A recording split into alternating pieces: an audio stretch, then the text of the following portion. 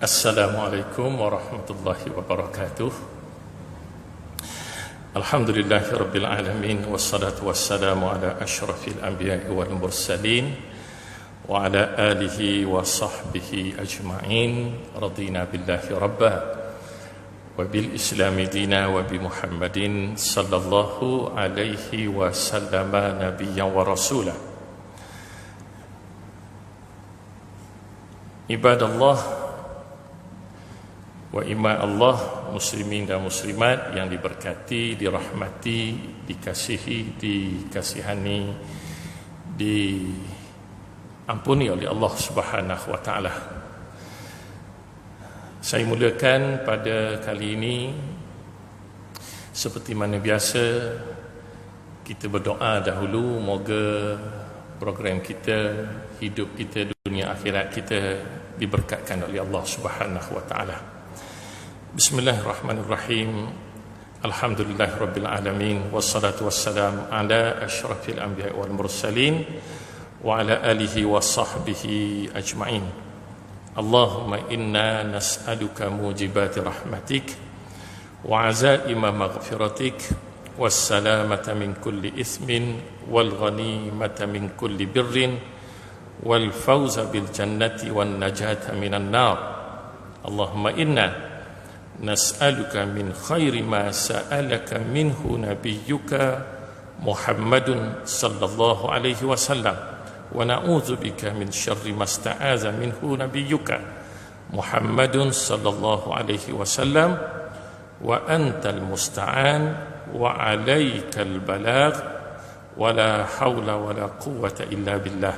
Rabbana atina fid dunya hasanah wa fil akhirati hasanah wa qina adzaban nar. Wa sallallahu ala sayyidina Muhammadin wa ala alihi wa sahbihi wa baraka wa sallam walhamdulillahi rabbil alamin. Amin. Taqabbalallahu minkum. Saya tidak lupa juga terima kasih kepada pihak pengurusan dan jemaah Masjid At-Taqwa Taman Tun Dr. Ismail TTDI kerana memberi ruang kepada kami dari siaran radio KLFM, khususnya program Az-Zikra 6.45 pagi.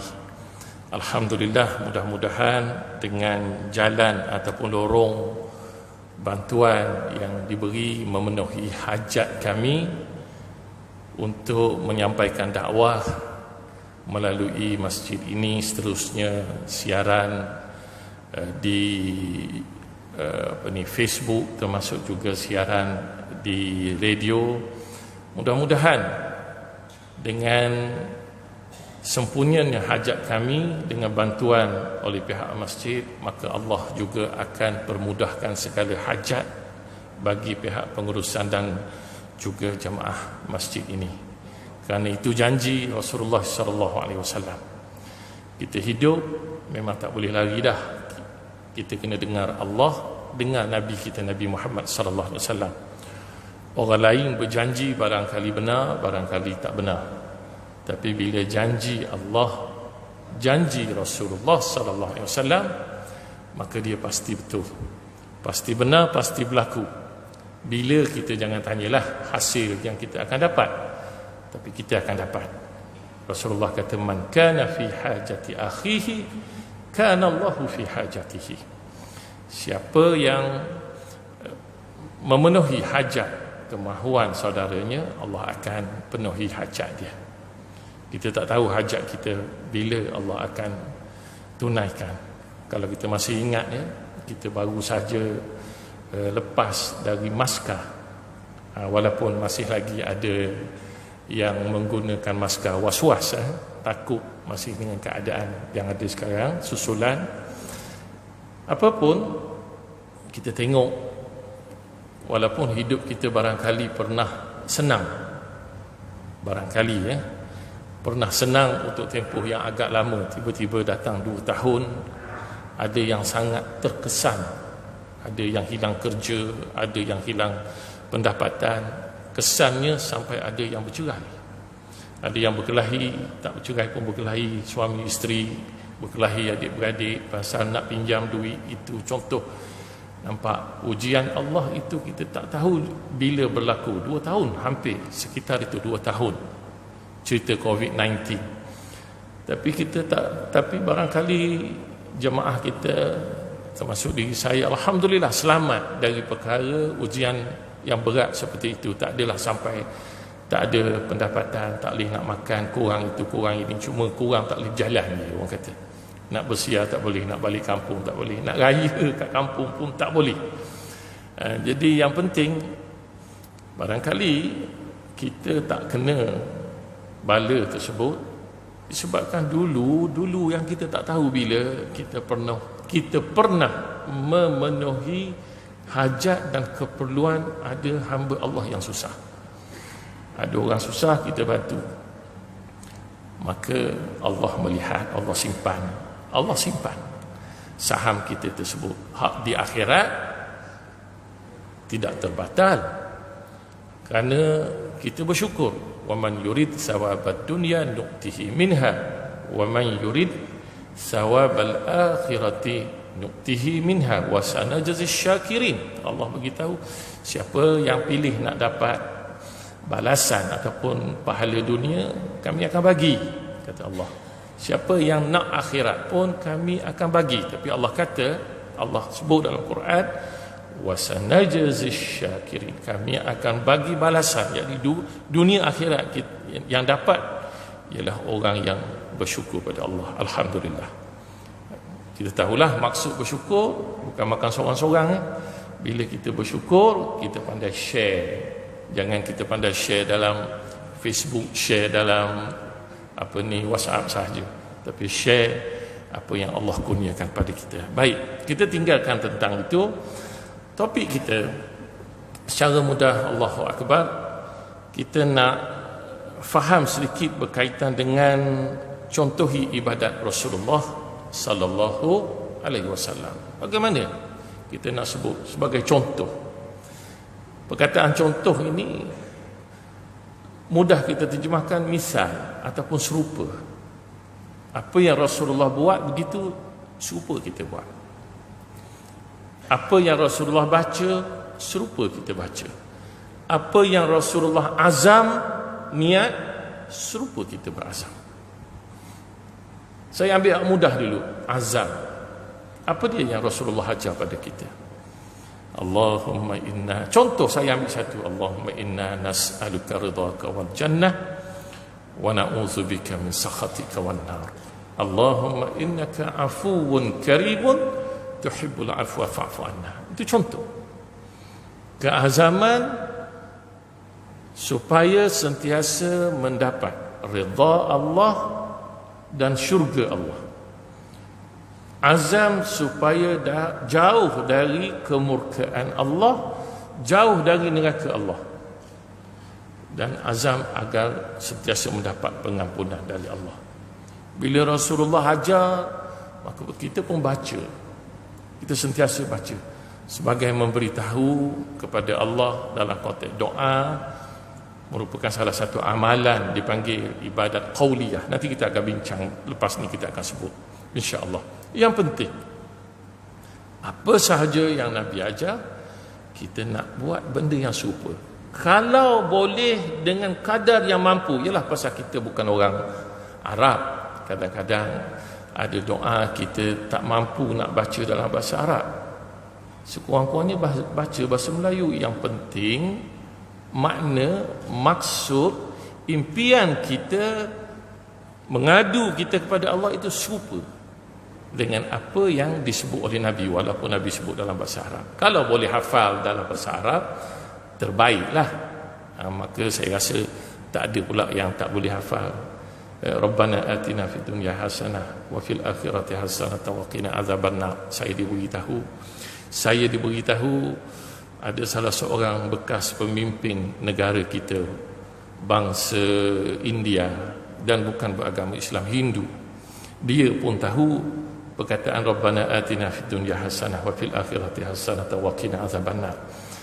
Takkan kita doa yang sekecil itu, yang sepenting itu pun tak boleh nak baca seperti mana Nabi sallallahu alaihi wasallam baca. Baik. Kenapa kita nak contoh Nabi? Itu isu dia. Isunya, kenapa kita nak contoh Nabi? Pasal Nabi adalah contoh yang terbaik. Kalau ada orang kata, kita pernah dengar, sehingga kan persoalan begini pernah ditanya baru-baru ini kepada salah seorang syekh yang dijemput datang ke Malaysia, Syekh Said Al-Kamali, salah seorang ulama besar dari Maghribi, di mana ada satu soalan dalam kuliah yang disampaikan oleh beliau di salah sebuah universiti dalam negara kita ini. Ada orang kata, kalau guru saya buat satu begini, Rasulullah buat begini, nescaya dia akan ikut guru dia. Bila ada macam-macam lah komen dari pakar agama, alim ulama, bahkan termasuk rakyat jelata pun, maka macam-macam lah cara nak pusing benda tu supaya jadi betul. Walhal perkataan itu, asal perkataan itu sangat berat, kerana dia boleh menimbulkan salah faham. Kalau ditafsirkan begitu begini, contohnya lah, maaf saya sebut perkataan begitu begini ni pasal kita tak tahu apa benda yang ditafsirkan.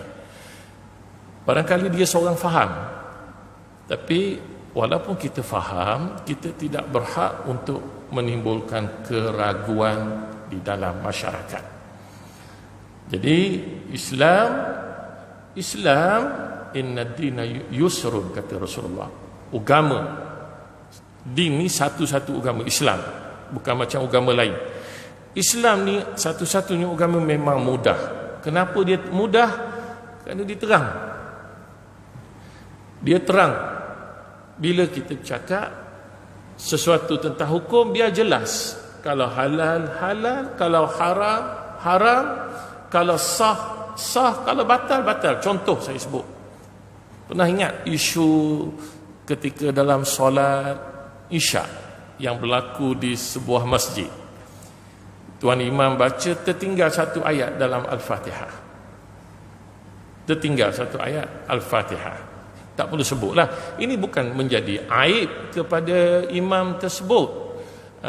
Kalau aib barangkali kepada makmum yang belakang tu, pasal sepatutnya dia kena buka, dia kena tolong buka. Sebab itu Rasulullah pesan, orang yang di belakang ini biarlah orang yang ada dua ciri. Pertama, orang yang baligh. Yang kedua, orang yang bijak. Orang yang bijak tu utamanya bijak Al-Quran lah.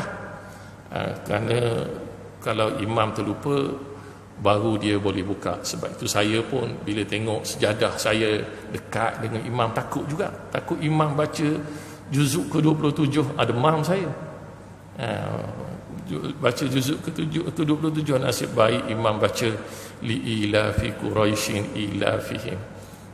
Bila baca hak tu, kalau imam salah pun, bukan saya seorang lah, satu masjid boleh tolong untuk buka, membetulkan bacaan. Baiklah, Rasulullah ni kita tolaklah, bukan kita tolak ulama, tapi kita menyatakan Rasulullah yang terbaik. Kenapa ulama menjadi hebat? Kerana mereka mengikut Nabi. Maka jangan ada isu kita nak ikut guru lebih dari Nabi. Kita dengan guru nak ikut Nabi sallallahu alaihi wasallam. Itu benda mudah. Rasulullah diperakui oleh Allah. Laqad kana lakum fi Rasulillahi uswatun hasanah. Demi sesungguhnya pada Rasulullah sallallahu alaihi wasallam itu ada petunjuk ikutan yang terbaik. Untuk siapa? Liman kana yarjullaha wal yawmal akhir. Untuk orang, individu kita yang dia fikir dia nak redha Allah, pahala dari Allah, dan dia nak kebahagiaan di hari akhirat. Kita kena ingat ya, hari-hari kehidupan kita, kita kena ingat hari akhirat kita. Kita pakai, kita kena ingat hari akhirat kita. Kita makan, kita kena ingat hari akhirat kita. Bukan boleh makan ikut sedap je. Tengok restoran katanya mi kari sedap, tak kira bangsa apa pun buat, tak ada tanda-tanda halal, tapi cuma popular sedap, kita pun masuk. Sekurang-kurangnya benda tu syubhah dia panggil. Ada unsur yang meragukan. Ada unsur yang meragukan dalam suasana keadaan sekarang. Jadi kita faham. Kita tidak mahu ungkit ataupun siasat dengan lebih teliti. Itu bukan kerja kita. Tetapi kita memberi nasihat sesama kita untuk kita bertakwa kepada Allah Subhanahu wa taala. Kita tinggalkan benda-benda yang syubhah ini. Yang ada jaminan halal kita pergi. Kalau dia kurang sedap sikit pun tak apa, kita makan lillahi ta'ala.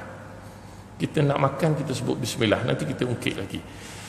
Jadi nak mendapatkan ikut Nabi SAW ni bukan cerita baru, cerita sejarah. Cerita sejarah ni penting. Sebab tu baru ni ada cerita sejarah yang popular. Cerita sejarah perjuangan salah seorang tokoh pejuang yang menentang penjajah. Tak perlulah saya sebut nama beliau. Yang penting, sejarah mengajar kepada kita bagaimana kita nak mentadbir kehidupan kita ini supaya kita dapat menilai. Kalau orang dulu betul, kita boleh ikut dia. Contoh sejarah para sahabat Nabi. Nabi kata apa? Khairukum qarni. Sebaik-baik dari kalangan kamu, yakni dari kalangan umat aku, ialah orang yang hidup sezaman dengan aku, sahabat Nabi. Maka kita cubalah nak ikut cara sahabat Nabi. Pasal sahabat Nabi dia ikut cara Nabi. Mereka tidur cara Nabi. Nanti kita akan bincang benda ni sedikit pasal kita nak contohi ibadat Nabi. Dalam sejarah, ketika Nabi SAW belum lagi dilantik menjadi Nabi, kita tahu jarak, ada riwayat yang sahih bagaimana Rasulullah beritahu antara kelahiran Nabi Isa dengan kelahiran Rasulullah sallallahu alaihi wasallam, dua-dua selawat dan salam ke atas Nabi Isa dan juga Nabi Muhammad sallallahu alaihi wasallam. Jarak di antara dua ini sekitar 600 tahun. Nabi Isa umur lebih kurang 33 tahun, sekitar umur 33 tahun diangkat ke langit. Bila diangkat ke langit, selepas Nabi Isa diangkat ke langit, antara jarak tersebut sampai kelahiran Nabi, tak ada Nabi. Dah bila tak ada Nabi, kita kena ingat al-anbiya ikhwatun li'allat. Rasulullah sallallahu alaihi wasallam beritahu, dinuhum wahid wa ummahatuhum syatta, atau kama qala Rasulullah. Para nabi dari Nabi Adam sampai Nabi Muhammad semuanya bersaudara, ada hubungan. Agama mereka satu, cuma ibu dia berlainan. Nabi Adam tak ada ibu. Siti Hawa bukan Nabi, dia perempuan. Dia tak ada tak ada ibu juga. Tapi nak kata ayah pun dia dari Nabi Adam alaihissalam. Kita tinggalkan topik tersebut. Nabi Isa alaihissalam ada ibu tak ada ayah. Yang penting semua Nabi akidah mereka satu, la ilaha illallah. Inilah contoh yang paling besar yang perlu kita ikut. Yang ini yang Allah sebut ma'an nabiyyina was-siddiqina wasyuhada'i was-salihin, bersama dengan para nabi semua sekali. Ada riwayat menyebut 124,000 orang Nabi, termasuk para Rasul. Bayangkan, seperti yang saya sebut tadi, hidup kita hari-hari kita kena fikir tentang, dalam masa yang sama hidup kita kena fikir tentang mati. Cuma kita fikir tak nak mati kan. Kita bukan fikir tentang mati, kita fikir tak nak mati. Sebab itu kita pergi kat sini, kadang-kadang kita nak belanja kawan kita, dia pesan teh tanpa gula. Dia pesan apa ni, kopi tanpa gula. Saya sendiri pun minum kopi tanpa gula. Boleh bayangkan, kopi tanpa gula. Tak naknya mati. Ada orang kata, ada sahabat-sahabat saya, maaf saya sebutlah di Bosnia sana, di Bosnia, pasal masing-masing ada cara nak jaga kesihatan. Dia kata kopi O tanpa gula, perah lemon. Saya pun ni perah lemon juga. Pasal apa? Tak nak mati cepat. Ingat dah mati tapi tak nak mati cepat. Kan? Itu realiti hidup kita. Kita sepatutnya berfikir bagaimana kita nak mati dalam keadaan diredha oleh Allah Subhanahu wa taala. Dan kita tidak akan boleh mati dalam keadaan diredha oleh Allah kecuali kita menjadi hamba Allah yang tulen, yang betul. Macam mana kita nak jadi hamba Allah yang tulen, yang benar? Hanya dengan ikut Nabi sallallahu alaihi wasallam. Dalam sejarah saya ambil ketika Nabi masa tu Nabi belum lagi dilantik menjadi Rasulullah. Nabi dilahirkan, barangkali umur Nabi baru sekitar 30-an. Ada seorang lelaki nama dia Zaid bin Amru bin Nufai.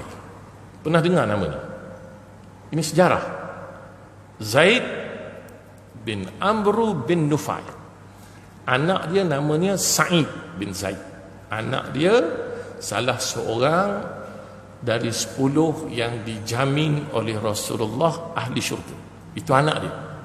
Kita tak nak cakap tentang anak dia. Saya nak cakap tentang Zaid bin Amrin bin Nufai.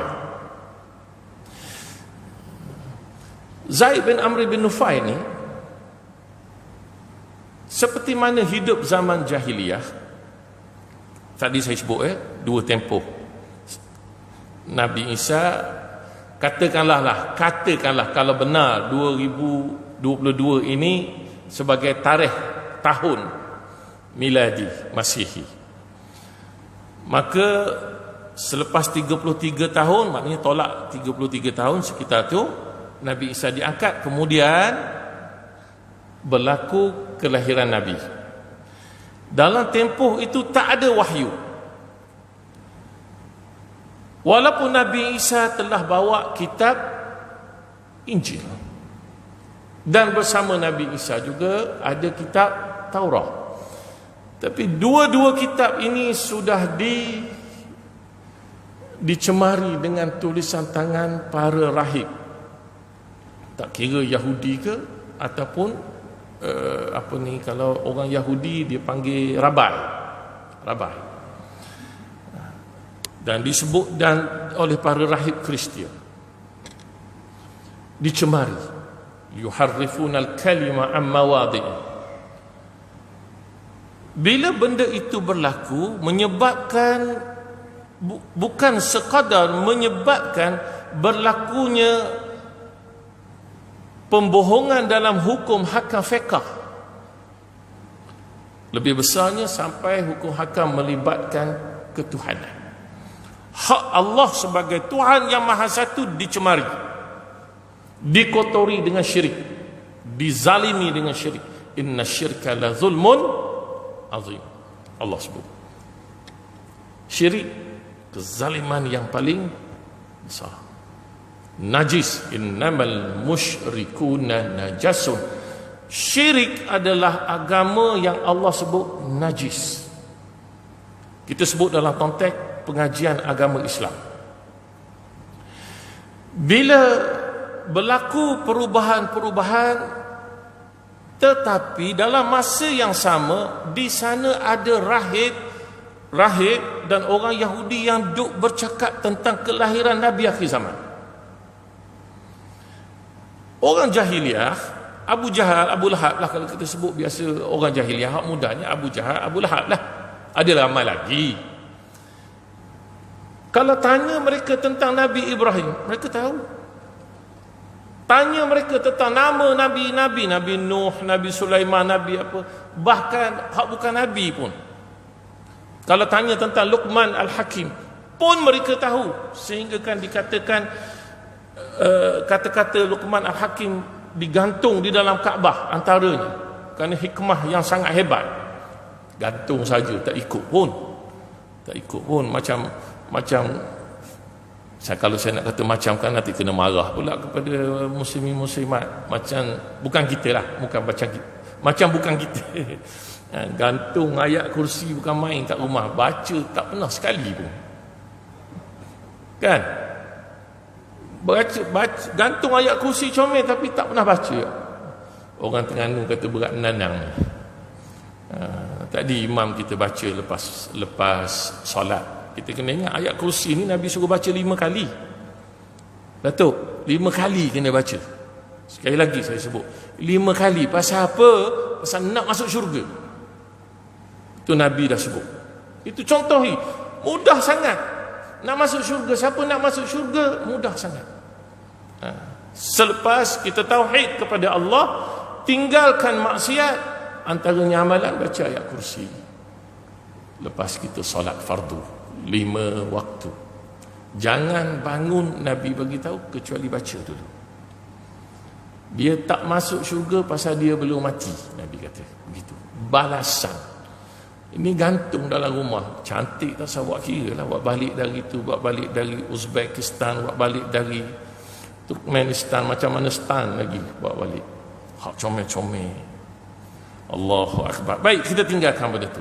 Tapi bukan kita, bukan jemaah TTDI. Saya tahu jemaah TTDI kalau imam baca mesti kita baca tadi. Yang penting, Zaid bin Amr bin Nufai, dia dengar cerita tentang kelahiran Nabi. Bila sebut kelahiran Nabi, Nabi dia hanya bawa bil huda wa dinil haq. Allah sebut dalam Quran. Bawa hidayah dan agama yang benar. Jadi satu hari dia berpakat dengan Waraqah. Kenal tak Waraqah bin Naufal? Kita tak kenal, tak pernah dengar juga Waraqah bin Naufal. Kalau tak perasan nama Zaid bin Amr bin Nufai, tak apalah. Tapi kalau Waraqah bin Naufal tak dengar juga, maknanya tak baca sejarah Nabi langsung ni. Orang yang mengesahkan Nabi berjumpa dengan Jibril ketika di Gua Hira. Sebab itu ada yang menganggap Waraqah ini sebagai sahabat Nabi. Ada kata dia bukan sahabat, tapi dia dari golongan Hunafa, maknanya orang yang lurus. Zaid bin Amr bin Nufai ni, dia berpakat dengan Waraqah, dia mengembara sampai ke Mosul. Mosul ni di Iraq. Sampai dekat Mosul ada gereja. Bila rahib nampak dia, orang Arab dengan orang Iraq masa tu pakaian dia lain-lain, dia pun panggil, kamu ni dari mana? Rahib tu tanya kepada Waraqah dan Zaid bin Amr bin Nufai. Dia kata, saya ni dari negeri yang ada rumah dibina oleh Nabi Ibrahim, maknanya Kaabah. Dia kata, pasal apa kamu keluar? Pasal apa kamu tinggalkan? Balik. Zaman ni zaman kelahiran Nabi, zaman Nabi nak isytiharkan dia menjadi Nabi. Ni nak pergi cari Nabi, nak pergi cari maklumat tentang Nabi, dan tak tahu di mana Nabi. Tak sempat duduk lama di Mosul, terus balik. Bayangkan dari Iraq nak pergi ke Mekah. Masa zaman dulu jalan kaki, kadang-kadang naik unta. Berapa bulan perjalanan balik. Hasil dari pertemuan tadi, Waraqah pasal tidak ada Nabi, dia kata, rahib, kalau begitu aku nak ikut agamamu. Pasal ini antara rahib yang jujur, yang tidak mentigakan Tuhan. Dia rahib, kerana kita tahu ada dalam Kristian ni dia pecah juga, macam Yahudi berpecah 71, Kristian 72. Kemudian umat ini juga akan berpecah sampai 73. Kita tinggalkan topik benda tu. Yang penting, bila Waraqah cakap begitu, maka dia diakui dia sudah menjadi salah seorang penganut Kristian. Tapi Kristian yang tauhid. Kita kena faham benda ni ya. Yang tidak kata Nabi Isa itu anak Tuhan. Dia pun balik. Zaid bin Amr bin Nufai dia tak nak. Dia kata dia tak nak, dia tidak berminat nak menjadi Kristian, tapi dia nak mencari agama Nabi Ibrahim. Kalau kita baca sampai dia ada bersyair depan Kaabah. Kadang-kadang dia keluar di padang pasir, dia keluar. Pasal apa dia nak bersyair, nak mengadu kepada Allah. Nak mengadu kepada Allah, dia bersyair dengan bahasa yang indah. Dia nak bagi tahu, ya Allah, aku dengar tentang Nabi Ibrahim, tapi aku tak tahu macam mana ni semua sekali. Disebabkan dia tahu tentang Nabi Ibrahim, dia kaji sedikit tentang kajian tentang agama Nabi Ibrahim. Dia dengar, Nabi Ibrahim ni ada solat.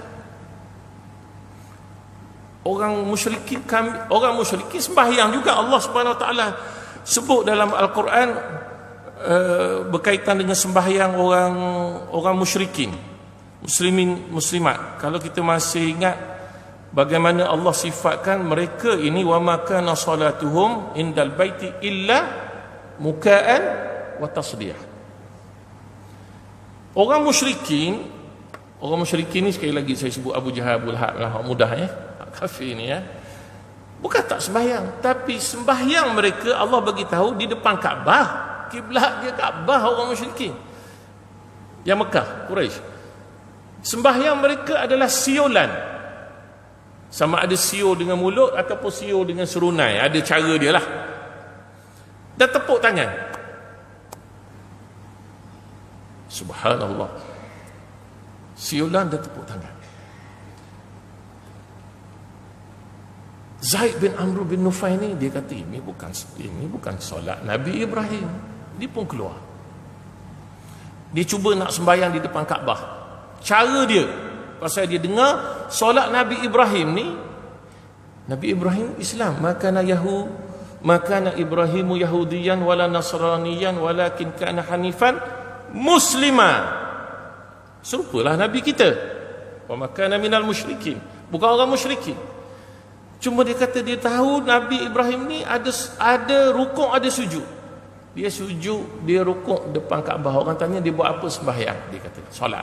Kena pukul dengan orang Mekah. Pasal dia kata ini ajaran baru ni, sesat. Orang sesat sedap menyesatkan. Lepas tu disebabkan itu dia pun keluar kepada pasal. Setiap kali dia nak sembahyang, dia mengadu, ya Allah, aku tak tahu waktu bila sembahyang. Cuma aku tahu ada waktu pagi dan waktu petang sembahyang. Maka dia pun sembahyang pagi dan petang. Dia mengadu, ya Allah, aku tak tahu macam mana nak sembahyang. Takbiratul ihram ke Fatihah tak ada, Nabi tak ada lagi. Apa nak baca? Nabi Ibrahim baca apa? Kita tak tahu. Allahu Akbar. Tahiyat macam mana? Tak tahu. Tapi aku tahu, kata Zaid bin Amr bin Nufai, aku tahu ada rukuk, aku ada sujud. Dia pun rukuk, dia sujud. Dia rukuk, dia sujud entah berapa kali. Baru ni ada orang tanya, Ustaz, pasal apa sembahyang Zuhur 4 rakaat, rukuk 4, ini 4? Pasal apa ni 2? Pasal apa ni 3? Pening kepala saya. Nak jawab pasal kenapa 4, 3, 2. Allahu Akbar. Tak payah tanyalah tentang tu. Sembahyang dia. Sembahyang dia. Yang penting dia pun sembahyang. Bila dia sembahyang, dia pun berdoa. Dia kata, Allahumma in kunta haramtani suhbatan li nabiyyika. Wahai Tuhan, kalau telah engkau tak benarkan aku jadi sahabat Nabi, maknanya tak sempat, fala tahrim ibni. Dia kata, janganlah engkau halang anakku suhbatahu atau kama qala atau kama qila anhu, ataupun apa yang disebut lagi dia berdasarkan riwayat sejarah. Maka jangan engkau halang anak aku. Kalau aku tak dapat jadi umat Nabi Muhammad, tak sempat jadi sahabat, biarlah anak aku Sa'id, dia seorang je anak bin Zaid ini sempat. Akhirnya Sa'id bin Zaid ini dapat menjadi umat Nabi dan dia dijamin syurga oleh Rasulullah sallallahu alaihi wasallam. Pasal apa? Jamin syurga. Pasal dia ikut Nabi. Apa dia ikut Nabi? Asyhadu an la ilaha illallah, itu yang pertama. Wa asyhadu anna Muhammadan abduhu wa rasuluh. Lepas tu baru kita disuruh oleh Rasulullah untuk kita laksanakan ibadat seperti Rasulullah sallallahu alaihi wasallam pesan kepada mereka yang Rasulullah hantar dakwah. Pergi ajak mereka kepada Islam. Ajak mereka kepada Islam. Suruh mereka mengucap. Bila mereka mengucap, ajar sembahyang.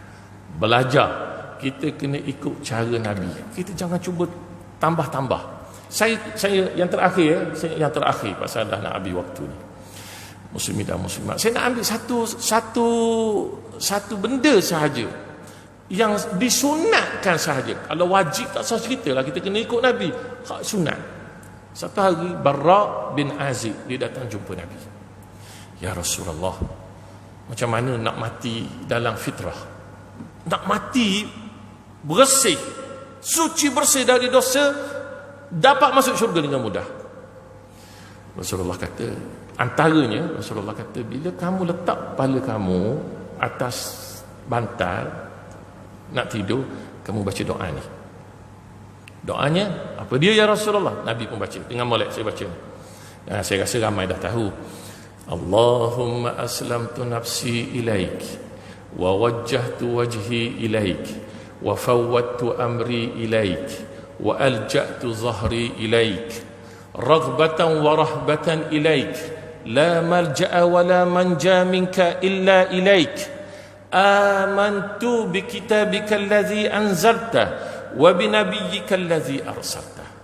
Nabi kata, biarkan doa ni jadi terakhir sekali bila kamu nak tidur. Lepas baca surah Tabarakah, baca ayat kursi, surah Ikhlas dan apa, hak ni terakhir sekali. Kalau kamu mati dalam fitrah. Dia pun hafal. Dia hafal sampai dekat wa amantu bi kitabika allazi anzalta, dia kata wa bi rasulika allazi arsalta. Nabi ajar wa bi nabiyyika allazi arsalta. Nabi. Tapi dia baca wa bi rasulika. Benda betul belaka. Nabi kata, aku ajar tadi wa bi nabiyyika, bukan wa bi rasulika. Sebut wa bi nabiyyika. Nampak? Bukan tidak sah, tapi hak Nabi ajar itu ada rahsia dia. Kalau kita tak tahu, Allah dan Rasul tahu. Contohilah apa yang Nabi sallallahu alaihi wasallam ajar sebutir-sebutir, kata orang kita. Jadi muslimin dan muslimat, kita beri laluan dulu untuk azan, lepas tu saya akan khatamkan insya-Allah.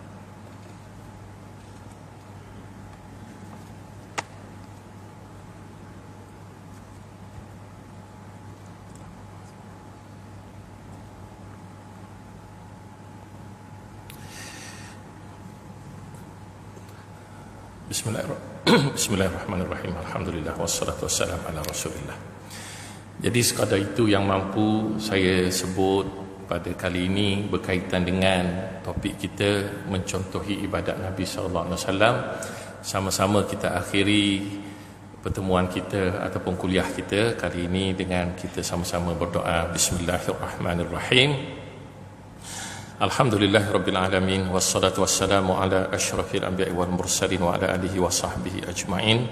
Allahumma inni as'aluka hubbak, ya Allah ya Tuhan kami. Allahumma inna nas'aluka hubbak, ya Allah ya Tuhan kami. Kami memohon agar Engkau kurniakan balighuna hubbak, dan cinta kepada semua amalan yang akan menyampaikan kami kepada cinta-Mu ya Allah.